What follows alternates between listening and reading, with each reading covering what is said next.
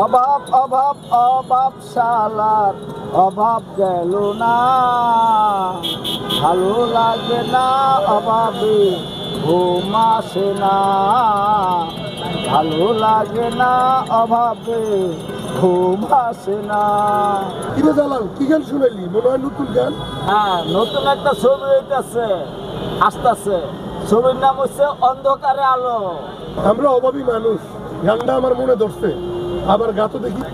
অভাব অভাব অভাব শালার অভাব গেল না, ভালো লাগে না অভাবে ঘুম আসে না, ভালো লাগে না অভাবে ঘুম আসে না।